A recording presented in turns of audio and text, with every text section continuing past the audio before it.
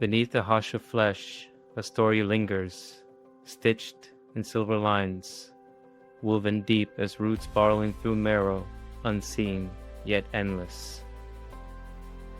The skin, no sanctuary, but parchment where old wars whisper beneath its taut expanse. Each scar a sigil of battles swallowed in silence. What the world sees is porcelain, unbroken, but beneath, rivers of fracture pulse like fault lines beneath the stillness of a sleeping earth. Not all wounds weep, some calcify, layering over like sediment, pressing down until the weight of what was never spoken becomes an ocean too vast to contain.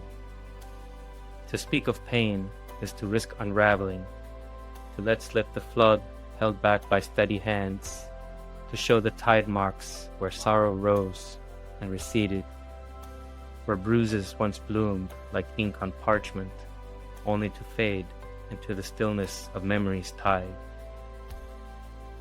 It takes a steady hand to hold a mask in place, to smile with lips that have forgotten softness, to let the world see only the gleam of an unbroken surface, while beneath something splinters, splinters, splinters. The body is a fortress, each rib an iron gate, the heart locked in a vault, lined with quiet suffering. Inside, grief crows in the corners like candle smoke, tucked away where no one lingers long enough to see. Even sorrow, if caged long enough, learns to be still. Pain, when pressed down, turns polished, a pearl formed from the steady abrasion of time. Yet what gleams in the light is only the husk, for inside, the grain of what first wounded still remains, small, but sharp enough to wound again. And then, like a lantern held to a darkened glass, I see it, the faint, familiar etchings of sorrow, not in spoken confession, not in a trembling voice, but in the way their shoulders slope under a weight I know too well. Scars, long buried beneath fabric and formality, catch the light as they turn, unguarded for breath. Like mine, their wounds have not vanished, only quiet, woven into the sinew of survival, a script written in raised silver lines. No words are needed. In the silence between us, something shifts, recognition passes like a tide. A mirror, not of glass, but of flesh and memory, where pain does not beg explanation, only acknowledgement, only the knowing. At first, the silence holds, fragile, trembling, a thing unsteady on its feet. But then, a breath, a sigh shaped into words, a wound given name. Like the first crack in winter's grip, the thaw begins, slow, certain.